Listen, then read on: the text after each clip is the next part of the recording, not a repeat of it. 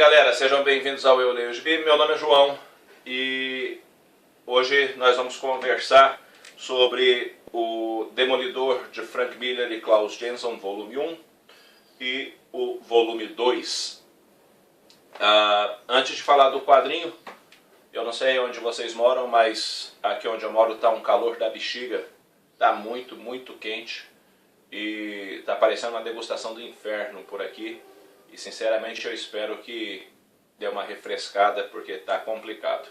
Mas vamos em frente ao que interessa, que é o assunto dos quadrinhos que nós temos aqui. A Panini lançou esses dois encadernados bonitões assim, em capa dura, bem ajeitadão, tanto um quanto o outro. E ainda vai vir um terceiro volume, procurando assim fechar a fase do Frank Miller à frente do Demolidor. Vale lembrar que aqui não entra alguns arcos, como por exemplo a queda de Murdoch, tá? Então não é tudo na verdade, é uma boa parte, tá?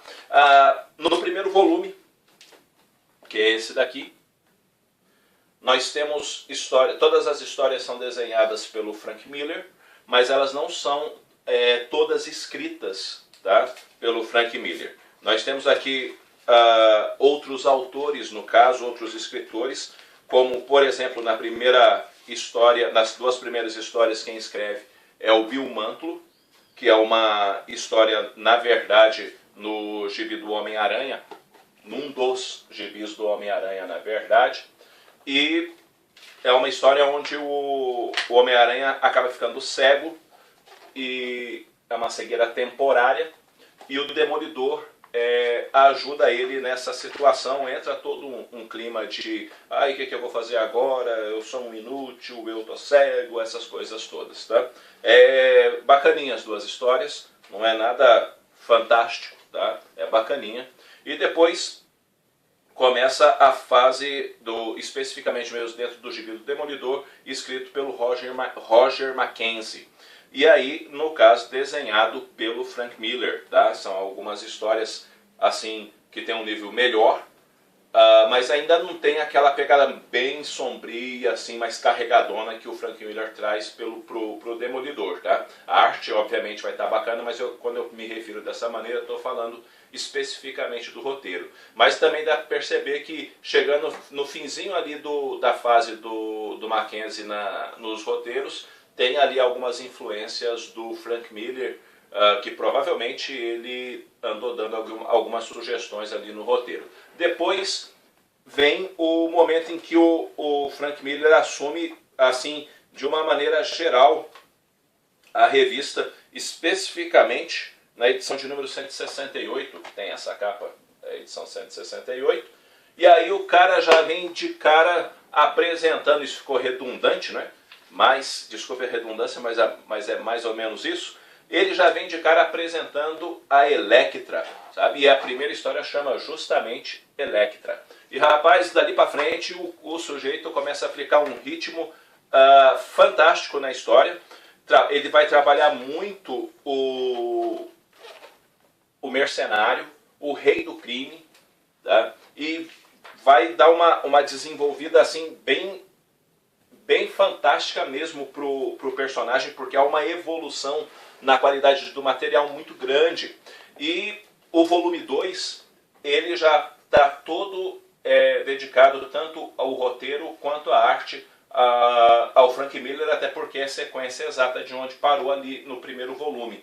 E aqui ele trabalha basicamente o Demolidor, como se fosse um organograma, tá? O Demolidor assim em cima, aí tem Elektra, Rei do Crime e Mercenário. Tá? E aí os personagens coadjuvantes, outras coisas que vão acontecendo no entorno disso. Mas basicamente esses são os personagens que mais vão afetar a vida do Demolidor aqui nesse volume. E gente, é pura e simplesmente brilhante a maneira com que o Frank Miller trabalha as ideias, os temas, os personagens dentro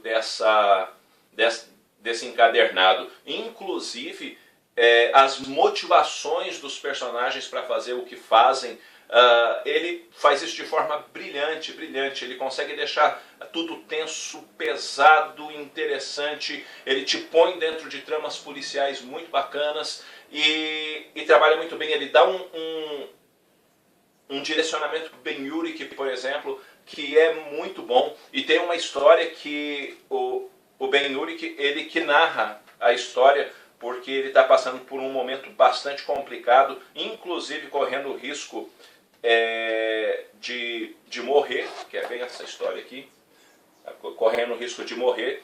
E o Frank Miller, ele trabalha tão bem o roteiro que todas as caixas de narrativa, que é o próprio Ben-Urich que está falando, parece que o cara está falando dentro da tua cabeça, sabe? Parece que o cara está falando dentro da tua cabeça. Você escuta uma voz diferente dentro da sua cabeça, da forma tão inteligente que o Frank Miller trabalha esses pontos, o jeito que ele desenvolve o justiceiro, porque o mercenário, perdão, como que ele vai... Por que ele vai atacar a Elektra, por que ele faz o que ele faz com a Elektra, tudo isso é muito bem desenvolvido. Ainda tem a participação do Justiceiro, muito bem usado no texto do Frank Miller, Punho de Ferro, o Luke Cage, assim, é um quadrinho fantástico. Esse aqui, o volume 2, é melhor que o volume 1. Mas é melhor que o volume 1 por uma razão óbvia. Você vai perceber a evolução das histórias uma vez que você esteja lendo elas. Você que é um leitor antigo, boa parte dessas histórias, ou quase todas elas, tu leu em Super Aventuras Marvel, como eu li quando eu era menino, né? Eu li essas histórias em Super Aventuras Marvel, e algumas dessas histórias, cada vez que eu abria e via certas coisas, eu falei assim, cara, eu tô com um Super Aventuras Marvel na minha mão, que era, assim, sem dúvida nenhuma, entre as top 3 mensais da Editora Abril, ela figurava entre essas top 3 porque era um gibi muito bacana na época, tá? E esse daqui é um gibi muito bacana para hoje, embora sejam histórias antigas, são histórias que são muito bem aplicadas, são muito bem trabalhadas e que servem tanto para você conhecer o personagem, como também para você apreciar uma história bacana. Porque se tu gosta de história bem contada, esse aqui é um gibi altamente recomendado, tá certo? Que nota eu dou para isso aqui? Para os dois juntos, tá? Não um separado do outro, mas para os dois juntos eu dou uma nota 9, tá? No conjunto da obra. E recomendo a você, procure e tenha na sua coleção, se divirta com isso daqui, porque é material que vale muito, muito, muito a pena, tá certo? Bom, gente, eu espero que vocês tenham gostado desse vídeo. Eu vou ficando por aqui. Curta o vídeo, compartilhe nas redes sociais.